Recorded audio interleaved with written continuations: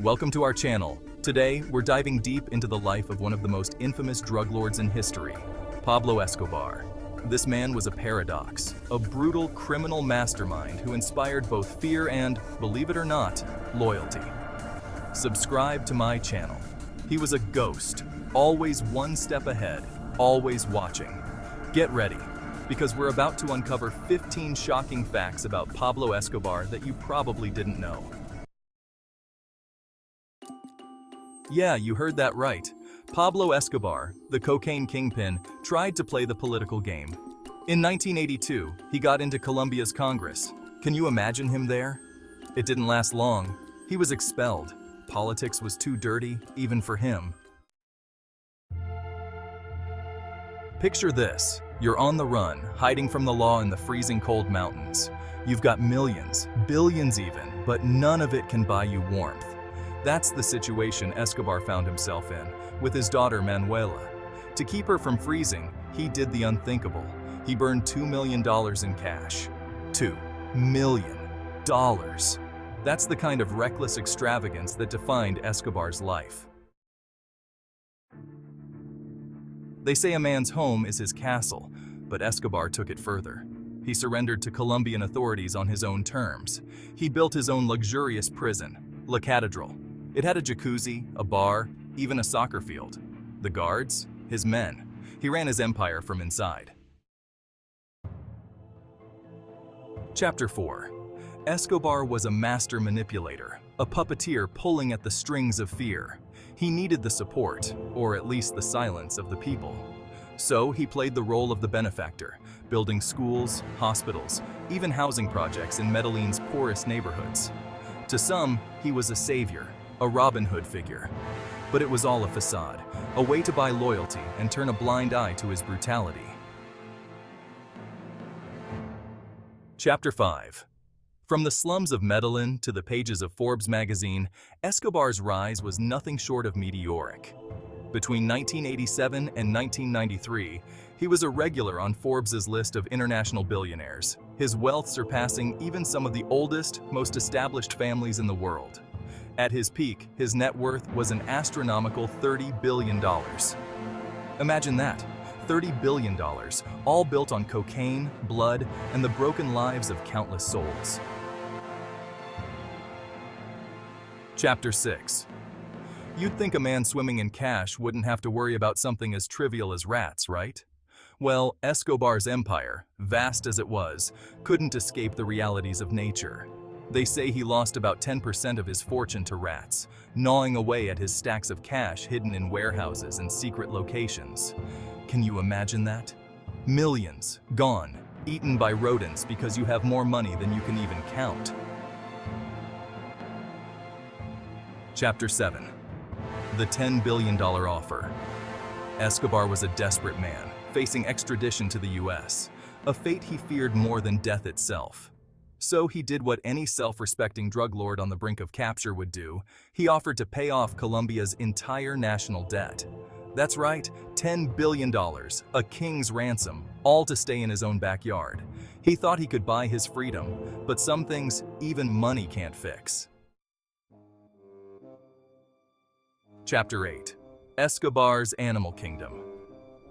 Escobar had a peculiar fascination with exotic animals. He created a private zoo at Hacienda Nápoles, importing animals from all corners of the globe.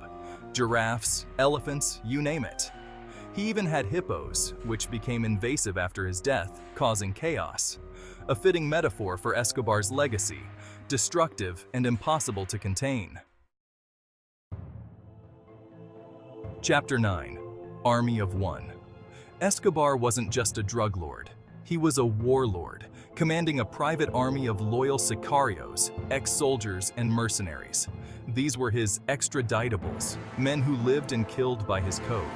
They were judge, jury, and executioner, eliminating anyone who dared to cross their boss. Their loyalty was absolute, forged in blood and fear, and they were a key instrument in Escobar's reign of terror. Chapter 10.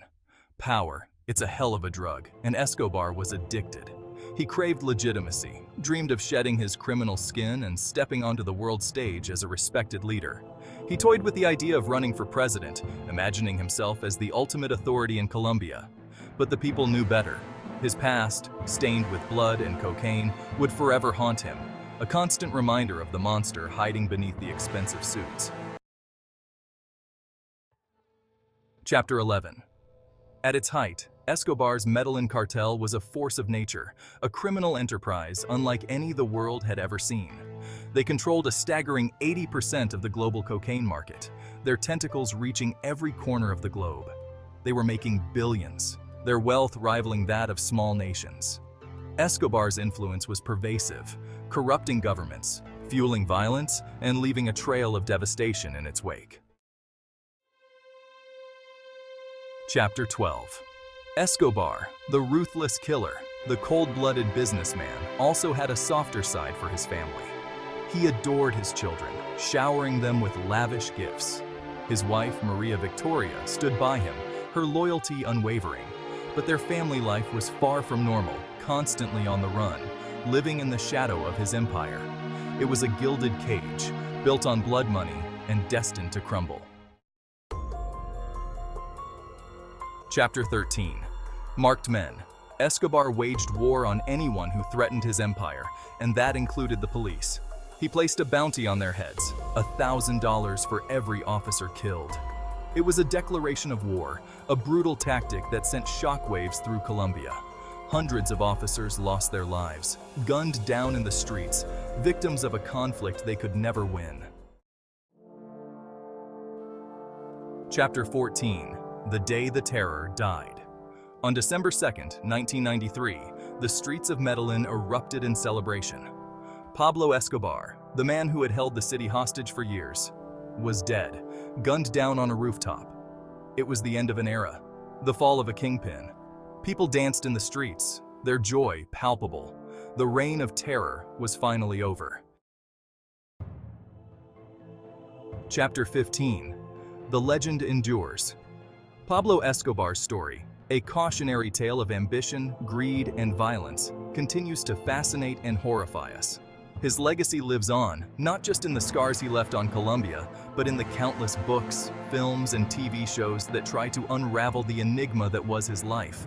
He was a monster, yes, but a captivating one, a reminder of the seductive power of money, power, and the darkness that can reside in the human heart. Outro, the Escobar legacy. Thanks for watching. We've journeyed into the heart of darkness, explored the life of a man who was both villain and anti-hero. Pablo Escobar's story is a chilling reminder of the corrupting influence of power and the enduring allure of the outlaw. If you found this video as captivating as we did, don't forget to like, share, and subscribe for more fascinating content. Until next time, stay curious, stay informed, and most importantly, stay safe.